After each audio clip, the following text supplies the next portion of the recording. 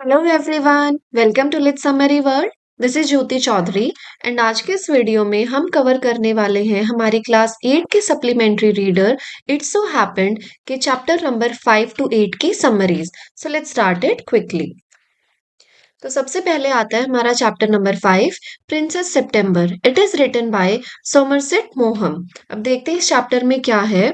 There was once a king and a queen of Siam. तो यहाँ पर हम देखते हैं कि किंग और क्वीन है सियाम के और उनकी 9 डॉटर्स हैं।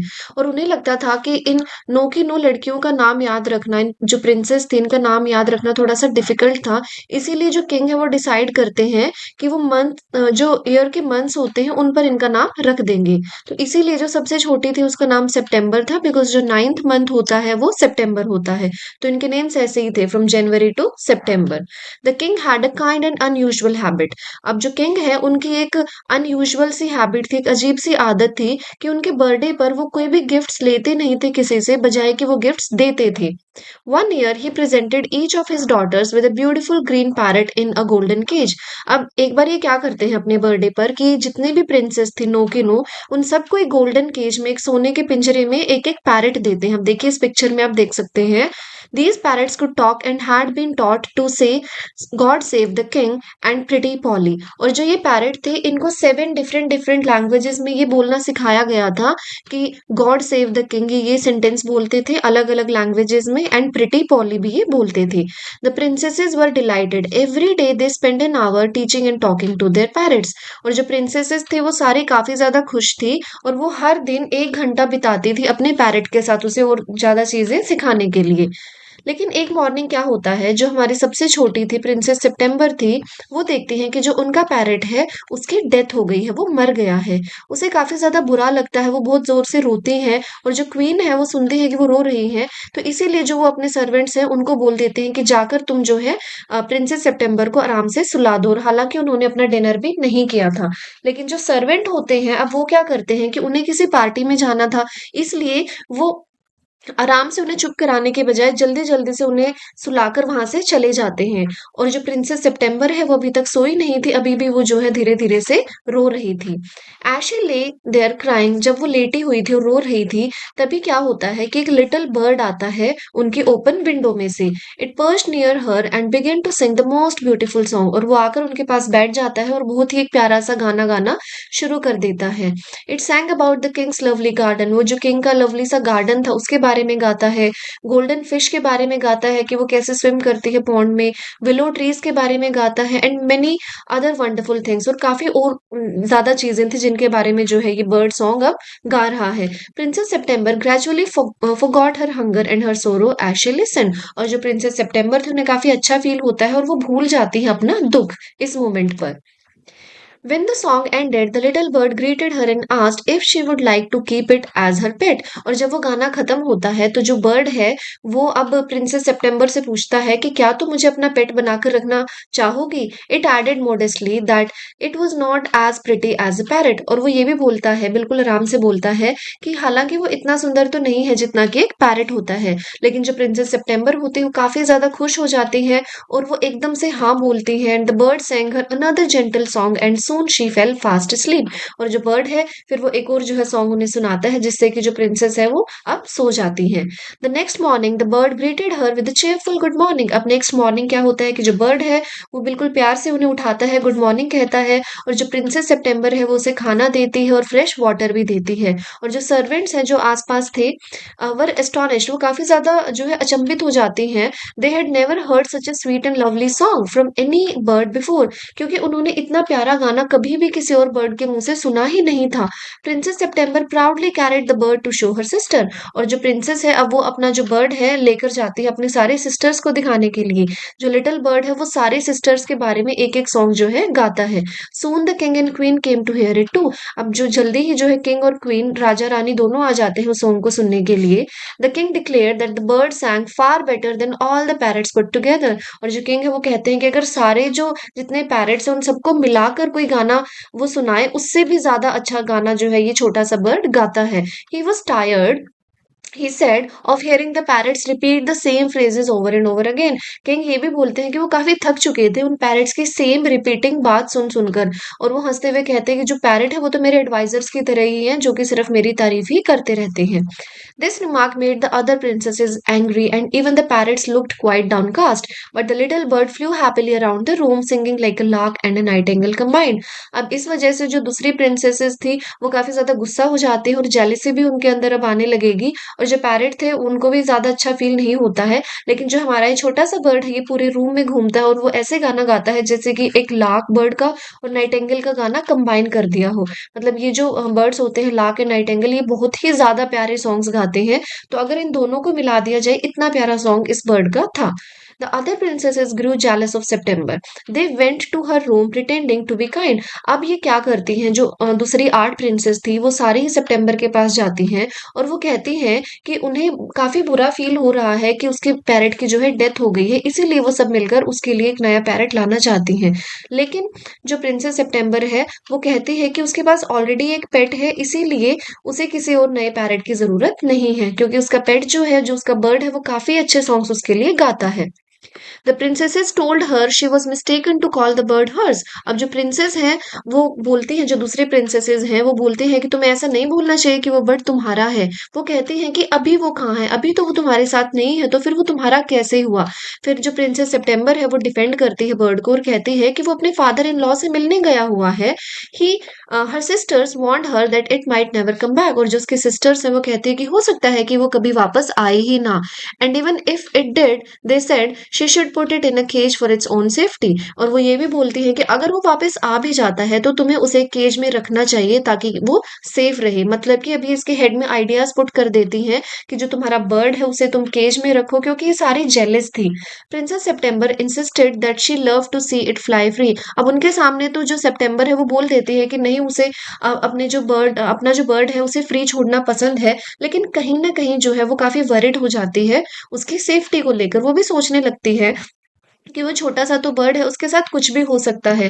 फिर उसके माइंड में ये सब थॉट्स आते हैं, what if it were caught in a trap and seized by a hawk. कि हॉक एक बड़ा जो है बर्ड होता है, हो सकता है कि वो उसे खा जाए। या फिर वो ये भी सोचती है कि हो सकता है कि वो जो बर्ड है इसका, वो इसके बारे में बिल्कुल ही भूल जाए। और तभी जब जब बर्ड वापस आता है, तो वो उसके शोल्डर पर बैठ जाता है आकर और वो बताता है कि उसके फादर इन लॉ ने एक पार्टी जो है दी थी सभी को और इसीलिए सब लोगों ने उसे इंसिस्ट किया कि तुम थोड़ी देर और रुक जाओ, इसीलिए ये वहां पर रुक गया था। But princess September was afraid of losing it forever. लेकिन प्रिंसेस के मन में तो कुछ और ही चल रहा था, उसे डर था कि वो इसे हमेशा के लिए खो ना दे। इसीलिए वो बिना सोचे समझे जो है इस बर्ड को एक केज के अंदर डाल देती है। जो बर्ड है वो काफी ज्यादा शॉक्ड हो जाता है कि ये जो मेरी फ्रेंड है जो प्रिंसेस है ये क्या कर रही है। It asked what she was doing. वो पूछता है कि तुम ये क्या कर रही हो। She explain that it was no joke. वो कहती है कि अब ये कोई मजाक नहीं है। There were cats prowling about at night and the cage would keep it safe. फिर वो बताती है कि यहाँ पर कैट्स भी होती हैं, रात को घूमती रहती हैं और जो केज है ये तुम्हें काफी ज्यादा सेफ रखेगा। और जो बर्ड है वो गाना गाने की कोशिश करता है लेकिन बीच में ही रुक जाता है क्योंकि वो अब उसकी जो फ्रीडम थी वो इससे छीन ली गई थी और इसीलिए वो अच्छे से गाना नहीं गा पाता है। The next morning the bird begged her to open the cage and let it out. अब नेक्स्ट मॉर्निंग जो है वो भीख मांगता है बर्ड कि तुम मुझे इस केज से बाहर निकाल दो। लेकिन जो प्रिंसेस सितंबर थी वो बिल्कुल मना कर देती है। वो कहती है कि नहीं तुम इसके अंदर ही जो है सेफ रह सकते हो। The bird fluttered desperately against the bars but could not escape. जो बर्ड है वो कोशिश करता है जो बार्स थी उसके पिंजरे की उससे बाहर निकलने की लेकिन वो नहीं निकल सकता था। The other princesses came and told her not to give in. और जो दूसरी प्रिंसेसेस थी जिन्होंने ये आइडिया इन्हें दिया था सितंबर को वो आती है और वो कहती है कि तुम बिल्कुल भी इसे बाहर मत निकलने देना और जो बर्ड है उसे जल्दी ही पिंजरे की आदत हो जाएगी। प्रिंसेस सितंबर आज the bird to sing for her. और फिर जो सितंबर वो बोलते हैं कि तुम मेरे लिए कोई गाना गाओ। लेकिन जो बर्ड है वो रिप्लाई करता है कि मैं इस केज में गाना नहीं गा सकता हूँ क्योंकि वो देखना चाहता है जो ट्रीज वो हर रोज देखता था या फिर जो लेक वो देखता था green fields again. From that moment the bird neither sing nor ate. और वहीं पर जो है वो बर्ड गाना गाना और खाना सब कुछ छोड़ देता है। द अदर प्रिंसेसेस अर्ज सितंबर टू बी फर्म, और जो अदर प्रिंसेसेस थी वो कहती है कि तुम अपने डिसीजन पर बनी रहना, तुम बिल्कुल भी इसे बाहर मत निकालना। लेकिन नेक्स्ट डे जब वो देखती है कि जो उसका बर्ड है वो उस केज में ऐसे गिरा हुआ है जैसे कि मानो उसकी डेथ हो गई है। Princess September begin to cry, और जो सितंबर है फिर वो रोना शुरू कर देती है। और फिर एक बिल्कुल फेंट सी वॉइस में जो बर्ड है वो कहता है कि उसे फ्रीडम की जरूरत है, अदरवाइज वो गाना नहीं गा पाएगा, और अगर वो गाना नहीं गाएगा तो वो जरूर से मर जाएगा।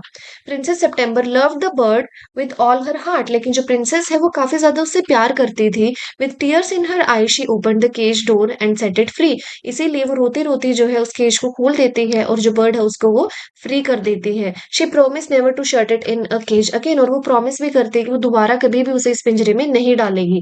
The bird thanked her warmly and said it loved her too, और जो बर्ड है वो कहता है कि मैं भी तुमसे इतना ही प्यार करता हूँ और मैं हर रोज तुमसे मिलने आऊंगा और तुम्हारे ही हाथ से मैं खाना खाऊंगा और तुम्हारे लिए बहुत ही अच्छे अच्छे सॉन्ग्स गाऊंगा और मैं कभी भी तुम्हें नहीं भूलूंगा। देन इट फ्लू अवे, और फिर वो उड़ जाता है। जो सितंबर है वो इसे देखती है और वो काफी ज्यादा सैड है और रो रही होती है। When the other princesses heard about what had happened, जो दूसरी प्रिंसेसेस है वो इस बारे में सुनती है तो वो हंसती है और वो कहती है कि जो बर्ड है वो अब कभी भी वापस नहीं आने वाला। बट दे वर रॉन्ग, लेकिन वो सब गलत साबित होती है। The very next day the little bird return, अगले ही दिन जो छोटा बर्ड था वो वापस आ जाता है। It sat on her shoulder ate from her hand, और वो उसके शोल्डर पर बैठता है सितंबर के, और उसके ही हाथ से वो खाना खाता है। एंड सैंग इट्स स्वीटेस्ट सॉन्ग, और अपने प्यारे प्यारे से गाने वो गाने शुरू कर देता है। और उसी दिन से princess September always kept her window open, जो प्रिंसेस सितंबर थी वो हमेशा अपनी विंडो ओपन रखती थी चाहे वो दिन हो या रात हो। So the bird could come and go when ever it wish, ताकि जो बर्ड है वो जब भी चाहे वहां पर आ सके और जा सके। जो प्रिंसेस सितंबर है अब वो काफ़ी ज़्यादा खुश रहने लगी थी। उनको इतने अच्छे-अच्छे सॉन्ग सुनने को मिलते थे, इसीलिए वो काफ़ी ज़्यादा सुंदर हो गई थी और बड़ी हो गई थी। In due course the king arranged her marriage to the king of Cambodia, और इसीलिए जो उनकी मैरिज है वो एक किंग से होती है जो कि कंबोडिया के किंग होते हैं। She travelled to his city riding on a magnificent white elephant, और फिर जो है वो उसके सिटी में जाती है, कंबोडिया जाती है एक बहुत ही आलीशान से हाथी के ऊपर बैठकर जो कि व्हाइट एलिफेंट होता है। हर 8 सिस्टर, और जो उसकी 8 बहनें थी वो रिपीटेडली उन्हीं पेरेंट्स की बातें सुनती रहती थी, इसीलिए वो खुश भी नहीं रहती थी, और जो वो अपनी विंडो उसको हमेशा बंद रखती थी। इसी वजह से वो काफ़ी ज़्यादा जो है डल हो गई थी, और डे बाय डे वो काफ़ी ज़्यादा जो है और भी मतलब डल होती जा रही थी और बिल्कुल भी सुंदर नहीं थी। They become sore and ugly. In the end the king married them to his advisers, और जो किंग है वो उनको अपने एडवाइजर से ही उनकी शादी कर देता है। Each of them receive nothing more than a small house, और उन सबको ज्यादा कुछ नहीं मिलता है, एक छोटा सा घर मिलता है, some tea and a cat, और एक कैट मिलती है। तो इसमें यही दिखाया गया है कि अगर आप अच्छा सोचते हैं, अच्छा करते हैं तो आपके साथ अच्छा ही होता है, और अगर आपके मन में कुछ गलत होता है, आप अच्छी फीलिंग्स नहीं रखते हैं दूसरों के लिए, आप काइंड नहीं है, तो आपके साथ एंड में बुरा होता है। Now, next chapter, The Fight, written by Ruskin Bond. Ranji was new in Rajpur and had no friends there. अब इसमें जो हमारे प्रोटैगनिस्ट है वो रंजी है, वो राजपुर में नया नया आया है रंजी, और राजपुर वो surrounded by hills and forest, और राजपुर एक ऐसी जगह है जहाँ पर काफी ज्यादा हिल्स है और फॉरेस्ट है। And Ranji like to explore them alone, और रंजी को काफी पसंद है वहां पर घूमना और नई नई चीजें देखना। अब एक दिन क्या होता है, काफी ज्यादा गर्मी का टाइम है, while wandering through the forest he discovered a secret pool, उसे एक सीक्रेट पूल मिलता है, एक तालाब मिलता है। जो वाटर है इस पूल का काफी ज्यादा साफ होता है, और रंजी ने आज तक जितने भी तालाब देखे थे उनमें से सबसे ज्यादा साफ जो है ये तालाब इसको देखने को मिलता है। It in the rainy season the pool became bigger and deeper, और जब रेनी सीजन होता है तो उस टाइम पर जो ये पूल है ये काफी ज्यादा बड़ा हो जाता है और डीप भी हो जाता है। But even in the hottest summer it never dried up completely, लेकिन इतनी गर्मी होने के बावजूद भी इसमें अभी भी पानी था और ये बिल्कुल भी सूखा नहीं था। और जो रंजी है वो राजपूताना डेजर्ट से आता है जहाँ पर जो भी छोटे मोटे पूल्स होते थे वो हमेशा गर्मी में सूख जाया करते थे। Ranji jumped into the cool water and swum happily, Ranji जो है अब इसमें तैरना शुरू कर देता है और उसे काफी अच्छे से जो है स्विमिंग करनी आती थी, इसीलिए ऐसा लगता है मानो कि सनलाइट में उसकी बॉडी जो है स्विम करते हुए चमक रही है। Suddenly another boy appeared at the edge of the pool, अब तभी वहां पर एक और लड़का आ जाता है। इस पिक्चर में आप देखिए एक और लड़का यहाँ पर आ गया है। ये जो है रंजी से बड़ा भी था और काफी ज्यादा स्ट्रांग भी था दिखने में, और ये काफी अनफ्रेंडली वे में वहां पर खड़ा खड़ा रंजी की तरफ घूरना शुरू करता है, उसे देख रहा है। साफ पता चल रहा है कि ये नहीं चाहता कि रंजी जो है इस पूल में यहाँ पर स्विम करे। He stood there, arms folded, clearly expecting Ranji to explain why he was there. वो चाहता है कि रंजी उसे बताए कि वो यहाँ पर आया ही क्यों है। Ranji try to be friendly, Ranji जो है फिर भी इसके साथ जो है दोस्ती बढ़ाने की कोशिश करता है। वो इग्नोर करता है कि कैसा वो दिख रहा है, फिर कैसा वो लुक उसे दे रहा है। और वो इसे ये भी कहता है रंजी कि आओ हम दोनों साथ में मिलकर जो है स्विम करते हैं। लेकिन जो बॉय था उसे ये बात बिल्कुल भी पसंद नहीं आती है। वो रंजी के पास आता है जब रंजी एक रॉक पर बैठा हुआ था और कहता है कि वो एक पंजाबी है, जो लड़का अभी आया है वो एक पंजाबी है और वो विलेजर से बात नहीं करता है। रंजी फिर बताता है कि वो भी कोई विलेजर नहीं है, वो एक राजपूत है। The Punjabi boy try to scare him away, और जो पंजाबी बॉय था वो रंजी को डराने की कोशिश करता है। लेकिन जो रंजी है वो वहां से जाने का नाम नहीं लेता है, वो बिल्कुल भी नहीं डरता है।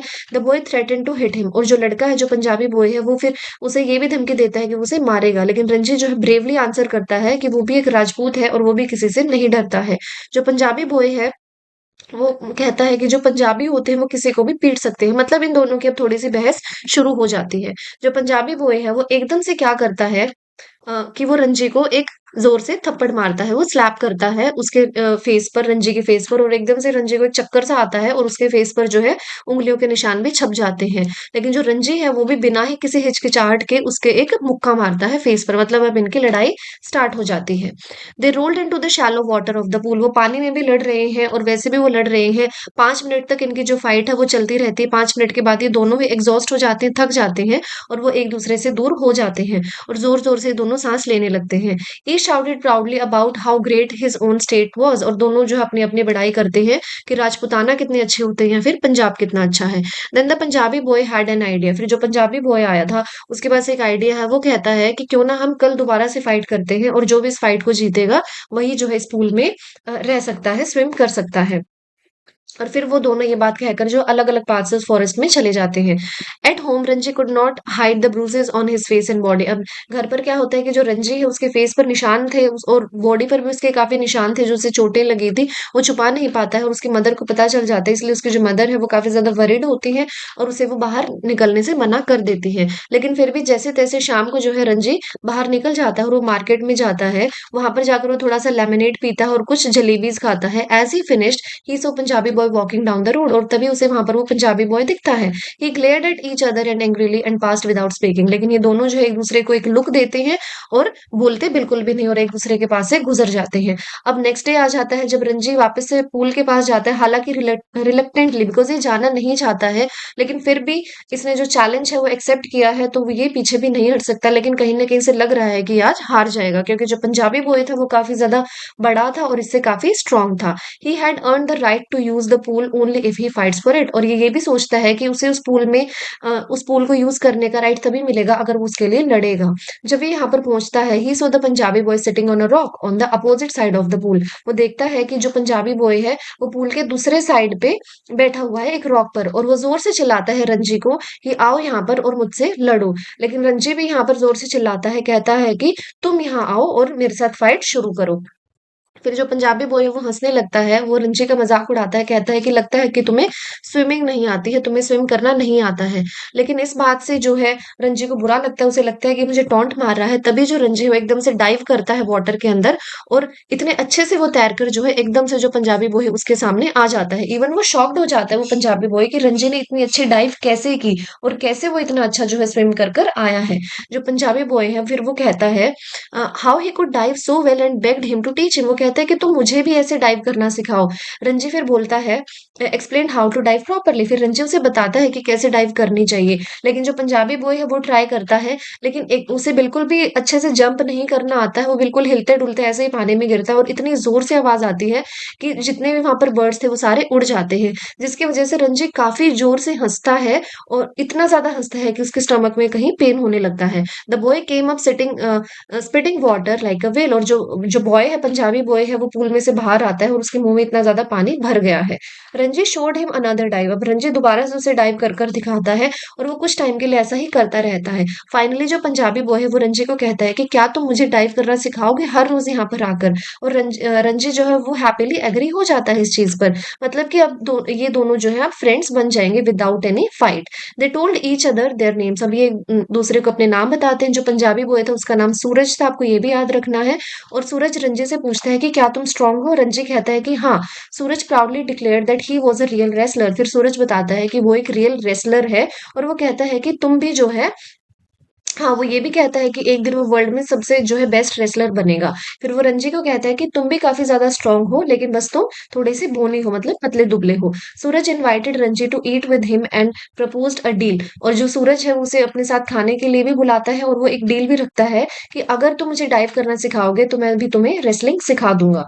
रंजी जो है हैपीली येस बोलता है एंड फिर वो दोनों बोलते हैं कि दिस इज़ आवर पूल, ये हम दोनों का पूल है, सूरज डिक्लेयर करता है। No one else can come here without our permission. कोई भी और यहाँ पर नहीं आ सकता है हम दोनों की परमिशन के बिना। अब रंजित जो है वो भी इस चीज पर एग्री कर जाता है और ये दोनों जो है फ्रेंड्स बन जाते हैं। यहीं पर हमारा ये चैप्टर खत्म होता है। Moving to the next chapter, the open window, written by Saki H H Munro. Saki जो है इन्हें बोलते हैं, इनका जो रियल नेम है वो है H H Munro. You should know this thing. Now, Frampton Nuttel is a man with weak nerves. अब इसमें हम देखेंगे स्टोरी इस बंदे की है। फ्रैम्पटन इसका नाम है, Frampton Nuttall.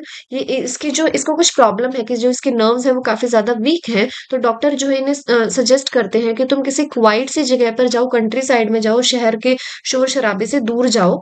He knows no one there. और जब ये वहां पर जाता है तो ये वहां पर ज्यादा किसी को जानता नहीं है। तो जो इसकी सिस्टर है वो इसे कुछ लेटर्स देती है और कहती है कि तुम इन कुछ लोगों से मिलना ताकि उसकी जान पहचान कुछ बढ़ जाए। और उन्हीं में से जो एक लेटर होता है वो होता है मिसेस सेपल्टन के लिए। Framton goes to Mrs Sappleton's house. अब वो मिसेस सेपल्टन के घर पर जाता है। उस टाइम पर जो मिसेस सेपल्टन है वो काफी बिजी होती है, तो उनकी एक 15 साल की नीस है, उनकी भतीजी है जिसका नाम वेरा है। वो आ जाती है और वो जो है फ्रैम्पटन से बात करना शुरू कर देती है। Vera is very self confident and ask Frampton if he knows her aunt well. फिर जो वेरा है वो पूछती है कि क्या तुम मेरी आंट को अच्छे से जानते हो। फ्रैम्पटन फिर उसे बताता है कि ज्यादा तो नहीं, मेरी सिस्टर ने इनके बारे में कुछ 4 साल पहले बताया था, तो मैं ज्यादा अच्छे से उन्हें नहीं जानता हूँ। फिर वेरा जो है वो कहती है कि क्या तुम ये फ्रेंच विंडो देख सकते हो कि कितनी बड़ी हो रही है, ओपन है। और उसके बारे में वो एक स्टोरी बनाना शुरू कर देती है। शी सेज 3 years ago, 3 साल पहले कुछ हुआ था। Her aunt had a big tragedy. वो बताती है कि जो उसकी आंट है उनके साथ एक काफी बड़ी ट्रेजेडी हुई थी। मिसेस सेपल्टन की बात ये यहाँ पर कर रही है। Her husband and 2 brothers went shooting through that very window. फिर वो बताती है कि 3 साल पहले जो मेरी आंट है उनके हस्बैंड और उनके 2 भाई जो है शूटिंग करने के लिए गए थे और उनके साथ उनका एक डॉग भी था, ब्राउन डॉग था। They went into the wet bog marshy land and never came back. फिर वो बताती है कि वो मार्शी लैंड में गए थे, मतलब जहां पर थोड़ा दलदल सा होता है, लेकिन वो लोग कभी भी वापस नहीं आए और वो इसी विंडो से गए थे। They got lost and ड्राउन्ड in the mud, कि वो उस दलदल में ही कहीं खो गए थे और उनकी जो डेड बॉडीज है वो भी कभी भी नहीं मिली थी। फिर वेरा बताती है कि जो उसकी आंट है उसको लगता है कि उसे अभी भी यही बिलीव है कि एक दिन जो वो लोग हैं इसी विंडो से वापस आ जाएंगे, और इसीलिए जो वो है इस विंडो को हमेशा ओपन रखती है इवनिंग के टाइम पर और एक्सपेक्ट करती है कि वो जैसे वो गए थे ऐसे इस विंडो से वो अंदर आएंगे। She even hears her brother Ronnie singing his old song. और उन्हें कई बार तो अपने भाई रोनी का सॉन्ग भी जो है सुनाई देता है, जो कि वो उन्हें चिढ़ाने के लिए गाया करता था। Bertie why do you bound, ये सॉन्ग वो गाता था। Vera adds that on quiet evenings, और कुछ शाम तो ऐसा भी होता है, she gets a creepy feeling that the dead man will really return through the window. मतलब ये बात मैंने आपको ऑलरेडी बता दी है कि उन्हें ऐसा लगता है कि वो जो है इस विंडो से वापस आ जाएंगे।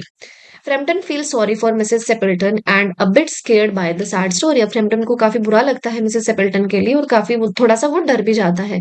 अब मिसेस सेपल्टन आ जाती हैं, वो आती हैं और आती ही वो अच्छे वेदर के बारे में बात करती हैं और अच्छे से वो बात करना शुरू करती हैं। She says sorry for being late and ask if Frampton minds the open window. और फिर वो कहती है कि सॉरी, मुझे थोड़ा-सा टाइम लग गया, मैं थोड़ी बिज़ी थी। और वो ये भी पूछती है कि आपको बुरा तो नहीं लगेगा ना कि मैंने इस विंडो को ओपन रखा हुआ है। She always keeps it open because her husband and brother will come back soon from shooting. फिर वो कहती है कि वो हमेशा इस विंडो को ओपन रखती है क्योंकि जो उसके हस्बैंड है और उसके जो ब्रदर हैं वो वापस आने ही वाले हैं शूटिंग से। They like to come in that way to avoid dirt on the carpet. और वो इसी तरीके से जो है अंदर आना पसंद करते हैं ताकि वो कारपेट पर कोई भी जो है डर्ट के निशान ना छोड़ दे। Framton is shock because this matches Vera story exactly. Framton काफी ज्यादा शॉक हो जाता है, उसे लगता है कि ये तो वही स्टोरी है जो कि वेरा उसे सुना रही थी। Mrs Sappleton talks happily about how her husband will bring mud from the marshes and how the dog will run in first. फिर जो मिसेस सेपल्टन है वो बताती है, काफी खुश होकर वो बताती है कि कैसे जो उसके हस्बैंड है कितने ज्यादा मड लेकर आ जाते हैं और जो उनका डॉग है वो हमेशा पहले एंटर करता है विंडो से। Suddenly Frampton looks out the window, और तभी जो है फ्रैम्पटन बाहर देखता है विंडो से। इस पिक्चर में आप देखिए जो ये तीन लोग आ रहे हैं, he sees three men walking toward the house across the lawn. वो देखते हैं कि तीन लोग जो है घर के अंदर की तरफ आ रहे हैं और उनमें से एक ने व्हाइट कलर का रेनकोट पहना हुआ है और एक स्मॉल ब्राउन कलर का डॉग भी उनके साथ है।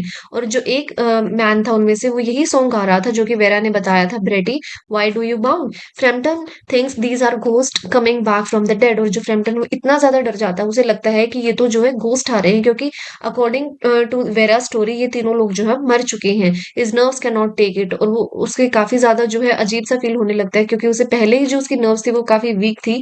ही grabs his hat and stick and runs out of the house in terror. वो तभी अपनी हैट उठाता है और अपनी स्टिक उठाता है और वो काफी डर के माहौल में वहां से निकल जाता है, उस घर से निकल जाता है, almost knocking over people on the way. Mrs Sappleton is surprised and says. और जो मिसेस सेपल्टन वो काफी ज्यादा सरप्राइज हो जाती है, क्योंकि उन्हें तो पता ही नहीं है वेरा ने उन्हें क्या स्टोरी सुनाई है। Who was that strange man, और उन्हें वो ये भी नहीं जान पाते हैं कि जो ये मैन था ये कौन था। वो कहती है he ran away so fast without saying goodbye. वो कहती है कि इतना जल्दी क्यों चला गया बिना ही गुड बाय कहे। Vera answers calmly. अब वेरा फिर से कुछ एक कहानी बनाकर सुनाएगी। He said he was afraid of dogs. वो कहती है कि उसने मुझे बताया था कि उसे डॉग से डर लगता है। He told me he once had a bad experience, क्योंकि उसे एक बैड एक्सपीरियंस हुआ था कि जो कुछ डॉग्स थे सिमिट्री में वो इसके पीछे पड़ गए थे ऑन द बैंक ऑफ गंग्स, मतलब गंगा की यहाँ पर बात कर रहे हैं। The man come in through the window. और जो वो लोग हैं जो उसके हस्बैंड और उसके भाई हैं वो विंडो से अंदर आ जाते हैं। Mrs Stapleton greets them happily. वो इन्हें वेलकम करती है। Vera looks out the window with a quiet smile. और जो वेरा है वो विंडो के बाहर देखती है और एक छोटी सी स्माइल करती है। और यहीं पर जो हमारी स्टोरी खत्म हो जाती है और लास्ट में लिखा हुआ है romance at short notice was her speciality. इसका मतलब है Vera is very good at making up exciting stories quickly, कि वेरा जो है क्विकली एक्साइटिंग स्टोरीज बना लेती थी। Now coming to the last chapter of our video, Jalebis, written by Ahmad Nadeem Kasmi. इसमें हमारे जो प्रोटेगनिस्ट है उसका नाम मुन्ना है। ये एक स्टूडेंट है, फिफ्थ क्लास का। ये गवर्नमेंट स्कूल में पढ़ता है कंबलपुर में। One day he set of for school with 4 rupees in his pocket. अब एक दिन ये स्कूल जा रहा है और उसके पॉकेट में 4 रुपीज हैं, 4 रुपए हैं। और जब ये स्कूल पहुंचता है तो इसके जो टीचर हैं मास्टर गुलाम मोहम्मद, वो उस दिन एब्सेंट है, वो उस दिन आए नहीं है। तो और जो ये पैसे थे ये इसकी फीस के लिए थे और इसे ये पैसे जो है अपने टीचर को देने थे, मोहम्मद गुलाम मास्टर गुलाम मोहम्मद को। तो ये उस दिन आए नहीं है, इसीलिए वो पैसे इनकी पॉकेट में रह जाते हैं, मुन्ना की पॉकेट में। On his way back home, जब ये वापस आता है तो Munna passed a sweet shop where hot fresh jalebis were piled high. वो देखता है कि रास्ते में एक शॉप आती है जिसमें कि गरम गरम जलेबियां बन रही हैं और गरम गरम जलेबियां जो है रखी हुई हैं। They looked so tempting and delicious that the coins in the pocket begin to jingle noisily as if urging him to buy them. वो इतनी ज्यादा डिलीशियस उसे दिखती हैं कि उसे लगता है कि जो उसकी पॉकेट में जो पैसे हैं, जो 4 रुपए हैं, वो उसे बोल रहे हो कि तुम इन जलेबियों को खरीद लो। जो मुन्ना है वो काफी ज्यादा ट्राई करता है कि वो उनकी बातें ना सुने, उन पैसों की बातें ना सुने। वैसे तो ये सारी चीजें इसके माइंड में ही थी। The money was for his school fees. वो सोचता है कि जो ये पैसे है वो उसकी स्कूल फीस के लिए है, और अगर वो ऐसा करेगा तो जो उसके टीचर है और जो गॉड है उनके सामने वो कैसे अपना मुंह दिखाएगा, उसे काफी ज्यादा अशेम्ड फील होगा। और उसके जो मास्टर हैं गुलाम मोहम्मद, अगर उनको इस बारे में पता चलेगा तो काफी ज्यादा गुस्सा हो जाएंगे और उसे पनिश भी करेंगे। और मुन्ना ये भी सोचता है कि वो एक काफी ज्यादा रिस्पेक्टेबल फैमिली से आता है, उनकी फैमिली का काफी अच्छा नाम है, तो ये अच्छी बात नहीं है कि अगर वो ऐसे ही मार्केट में कहीं भी खड़ा होकर जो है जलेबीज खाएगा। लेकिन जो पैसे हैं वो उसकी इन बातों को नहीं सुनना चाहते हैं, उनमें और भी ज़्यादा आवाज़ आने लगती है। तो मुन्ना को लगता है कि इनमें से इतनी ज़्यादा आवाज़ें आ रही हैं कि जो आस-पास के लोग हैं वो मेरी तरफ देख रहे हैं। और लास्ट में एक ओल्ड कॉइन होता है, वो बोलता है कि क्या तुम्हें जलेबी पसंद नहीं है? He would get his scholarship money the very next day. और वो ये भी सजेस्ट करता है कि उसकी जो स्कॉलरशिप की मनी है वो अगले ही दिन आ जाएगी, तो उससे वो आराम से जो है अपनी फीस पे कर पाएगा। Now finally Munna gave in. अब वो फाइनली हार मान लेता है और वो जाता है उस शॉप पर और वहां से जो है वो 1 रुपए की जलेबी खरीद लेता है। उस टाइम पर 1 रुपए में काफी ज्यादा जलेबीज आ जाती थी, क्योंकि ये काफी पुरानी स्टोरी है। और जो शॉपकीपर है वो उसे एक पेपर के ऊपर जो है जलेबीज रखकर दे देता है। मुन्ना जो है इसे इस पैकेट को लेता है और एक कोने में जाकर जलेबी खाना शुरू कर देता है। और जैसे ही वो वहां पर खाना शुरू करता है तो उसके नेबरहुड का एक लड़का है जो कि उसे देख लेता है और भागकर उसके पास आता है। मुन्ना को काफ़ी जेनरस सा फ़ील होता है और वो जो है उसके साथ जलेबी शेयर कर लेता है। लेकिन ऐसा होता है कि अब वो जो लड़का है वो औरों को बता देता है और ऐसे करते-करते काफ़ी सारे लड़के वहाँ पर जो है इकट्ठा हो जाते हैं और इवन बेगर्स भी वहाँ पर आ जाते हैं, भिखारी आ जाते हैं। तो मुन्ना जो है वो पहले तो ₹1 की जलेबी और लेकर आता है और लास्ट में जो उसके पास ₹2 बचे थे उनकी भी वो जलेबी लाकर जो है सबको बाँट देता है। अब इसके सारे पैसे खत्म हो चुके हैं। व्हेन ही रीच्ड होम, जब ये घर पहुँचता है तो उसका जो स्टमक है वो काफ़ी ज़्यादा फुल है और उसने इतनी ज़्यादा जलेबी खा ली है कि वो उनको अच्छे से डाइजेस्ट भी नहीं कर पा रहा है। और इवन जब वो साँस भी ले रहा है या फिर जो उसे बर्प आ रही है, ढकार आ रही है, तो हर ढकार के साथ उसे लग रहा है कि जैसे कि कोई न कोई जलेबी जो है उसके पेट से बाहर निकल आएगी। और उसे ये भी डर है कि उसकी फैमिली जो है इस चीज़ को नोटिस कर लेगी और इसके ऊपर उसे डिनर भी खाना पड़ता है, क्योंकि अगर वो डिनर नहीं खाएगा तो फिर उसकी मदर ज़रूर से उससे पूछेगी कि तुम्हें भूख क्यों नहीं है और उन सबको सब कुछ पता चल जाएगा। और इन सारी चीज़ों से वो इतना परेशान होता है कि पूरी रात वो एक जलेबी की तरह ही ट्विस्ट होकर पड़ा रहता है, क्योंकि वो अच्छे से जो उसका टमी है उसमें उसका खाना डाइजेस्ट नहीं हुआ था और वो हर्ट हो रहा था। He managed to digest everything by morning, लेकिन जैसे-तैसे जो है सुबह तक वो खाना डाइजेस्ट कर लेता है। अब नेक्स्ट मॉर्निंग जब वो स्कूल पहुँचता है तो उसे एक टेरिबल न्यूज़ मिलती है कि जो उसकी स्कॉलरशिप की मनी थी, जिसके भरोसे उसने जलेबी खाई थी, वो नेक्स्ट डे नहीं आ रही थी, बल्कि वो नेक्स्ट मंथ अब आने वाली थी। और जो मास्टर गुलाम मोहम्मद है, वो भी एक अनाउंसमेंट करते हैं कि जो वो फीस है वो ब्रेक टाइम में कलेक्ट करने वाले हैं। अब मुन्ना डर जाता है और जैसे ही ब्रेक टाइम की बेल बजती है, मुन्ना जो है धीरे से स्कूल से निकल जाता है और on his way he prayed earnestly to God to give him 4 rupees somehow, और फिर वो प्रे करता है भगवान से कि उसे जैसे-तैसे कर कर जो है वो 4 रुपए दे दे। He reached Campbellpur railway station. अब वो रेलवे स्टेशन पर चला जाता है और वहां पर एक पेड़ के नीचे बैठ जाता है। The elders had always warned him about two things. जो बड़े हैं उन्होंने हमेशा उसे दो चीजों के बारे में जो है वार्न किया था। Never to cross the railway tracks, कभी भी उसे जो रेलवे ट्रैक उनको क्रॉस नहीं करना है। And never to eat sweets with money meant for school fees, और ये बात भी जो उन्होंने बोली हुई थी कि कभी भी तुम्हें कुछ बाहर का नहीं खाना है उन पैसों से जो कि तुम्हें स्कूल की फीस के लिए दिए गए हैं। और इसने जो है ये दोनों ही वार्निंग्स अब जो है तोड़ दी थी। Munna felt very sad, Munna को काफ़ी ज़्यादा बुरा लग रहा था और उसको अगर पता होता कि जो उसकी स्कॉलरशिप है वो डिले होने वाली है, तो उसने कभी भी वो जलेबी ना खरीदी होती। This was the first time he had ever been absent from school, और ये ऐसा पहली बार हो रहा था कि वो स्कूल से एब्सेंट था। तो हमें पता चलता है कितना ज़्यादा सिंसियर ये बच्चा था। एंड ये सब हो रहा था सिर्फ़ उन जलेबीज़ की वज़ह से। उसे ऐसा फ़ील हो रहा है कि वो रोना चाहता है। He thought of his unpaid fees and of his teacher's stick, और उसे जब भी वो सोचता है इस बारे में यही दिमाग में आता है कि उसने फीस नहीं भरी और जो उसके टीचर है उसे स्टिक से पिटाई करेंगे। फिर वो अपनी आँखें बंद करके जो है गॉड से प्रे करने लगता है। He begged God to help him, वो फिर गॉड से जो है हेल्प माँगता है और वो गॉड को रिमाइंड करवाता है जैसे कि वो रिश्वत दे रहा हो कि वो कितना अच्छा लड़का है। He is a good boy who knew all his prayer, वो बताता है कि उसे सारी प्रेयर्स जो है वो बिल्कुल बाय हार्ट याद है, मुँह ज़बानी उसे सब कुछ याद है। He had even memorised 10 chapters of Quran के, उसने कुरान के 10 चैप्टर्स को भी अच्छे से याद कर रखा है और वो जो है पूरी आयातुल कुर्सी जो है कुर्सी जो है अच्छे से पढ़ लेता है। All he needed was 4 rupees for his fees, और उसे ज़्यादा कुछ नहीं चाहिए, उसे सिर्फ़ 4 रुपए चाहिए उसकी फीस के लिए। और वो ये एडमिट भी करता है कि हाँ, मैंने गलती की है, मुझे वो जलेबीज़ जो है नहीं खानी चाहिए थी। लेकिन वो ये भी बोलता है कि मैंने वो अकेले नहीं खाई है, मैंने जनरसली जो है काफ़ी बच्चों के साथ उन्हें बाँट कर खाया है। He asked God to put just 4 rupees in his bag, और फिर वो गॉड से प्रे करता है कि सिर्फ़ 4 रुपए जो है आप मेरे बैग में रख देना। God had everything in his store house, आपके पास तो सब कुछ है और 4 रुपए जो है कोई ज़्यादा बड़ी चीज़ मैं आपसे नहीं माँग रहा हूँ। अब वो प्रे करने के बाद जो है फिर से अपनी जो है प्रेयर्स करने लगता है, वो जितने भी उसे चैप्टर्स या जो भी उसे कुछ याद था वो सब कुछ पढ़ने लगता है और वो एकदम से अपने बैग के ऊपर शू करता है जैसे कि कोई मैजिक हो जाएगा। लेकिन जब उसे खोलता है उसमें 4 रुपए तो क्या 4 पैसे भी नहीं थे। He felt like crying out loud, उसे फिर से रोना आता है। टायर्ड एंड डिसअपॉइंटेड, वो काफ़ी थक गया है और डिसअपॉइंटेड है और वो वहाँ से उठता है और वो मार्केट में घूमने लगता है। वो उस टाइम तक का वेट करता है जब तक कि उसके स्कूल की छुट्टी ना हो जाए, बेल रिंग ना हो जाए, और फिर वो ऐसे ही बच्चों के साथ मिलकर जो वापस घर चला जाता है, ताकि ऐसा लगे कि वो सीधा स्कूल से आ रहा है, बीच में वो कहीं पर भी नहीं गया था। The next day he did the same thing, और अगले दिन भी वो ऐसा ही करता है, वो स्कूल ही नहीं जाता है, वो प्रे करता है और वेट करता है कि कोई चमत्कार हो जाएगा।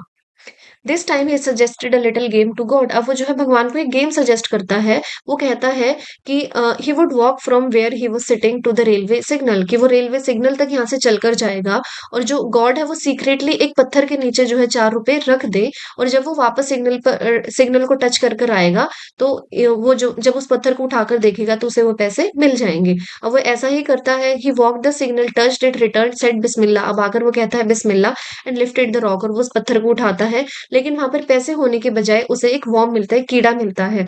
ही स्क्रीम्ड एंड रन अवे, वो एकदम से चिल्लाता है और दूर भाग जाता है। और दूर से ऐसा लगता, फिर क्या होता है कि जो ये वॉर्म उसे मिला था उस पत्थर के ऊपर बैठा और उसकी तरफ देख रहा है। ही decided that the next day he would go do things differently. फिर वो डिसाइड करता है कि अगले दिन वो कुछ अलग तरीके से करेगा। लेकिन उसे ऐसा करने का मौका ही नहीं मिलता है। वो अपने अच्छे से कपड़े-कुपड़े साफ करता है, come to the same spot पर आता है और प्रे करता है until noon. If God still did not give him 4 rupees, he would try to make a bargain. फिर वो कुछ बार्गेन करेगा, लेकिन ऐसा कोई भी प्लान वो जो है अंजाम दे ही नहीं पाता इस प्लान को, क्योंकि उसकी मदर को जो है इस बारे में पता चल जाता है कि वो स्कूल नहीं जा रहा है। तो उसकी जो मदर है वो उसे काफ़ी ज़्यादा डाँटती है। और later Munna thought about it all. फिर वो इस बारे में सोचता है कि क्यों गॉड ने उसकी हेल्प नहीं की। फिर उसे रियलाइज़ होता है कि अगर गॉड जो है जो भी हम माँगते हैं वही हमें एकदम से दे देंगे, तो लोग जो है काफ़ी ज़्यादा लेज़ी हो जाएँगे, आलसी हो जाएँगे और वो बिल्कुल भी कोई काम नहीं करेंगे, कुछ भी वो नहीं सीखेंगे। They would expect to get whatever they wanted without efforts. वो चाहेंगे कि बिना ही किसी मेहनत के उन्हें सब कुछ मिल जाए सिर्फ प्रे करने से। And so in the end Munna understood why his prayers had not been answered. फिर उसे समझ में आता है कि उसकी प्रेयर जो है वो आंसर क्यों नहीं हुई थी, उस तरीके से जिस तरीके से वो चाहता था। तो यहाँ पर जो है हमारे चारों चैप्टर्स की समरी खत्म हो जाती है। होपफुली आपको स्टोरीज याद रहेंगी। मैंने कोशिश की है कि सारी स्टोरीज को मैं काफ़ी डिटेल में रखूँ, ताकि आप उसे भूलें नहीं और कोई भी अगर क्वेश्चन आता है तो आप इज़िली उसे अटेम्प्ट कर पाएँ। So please like, share and subscribe the channel and keep watching the videos. Thank you very much.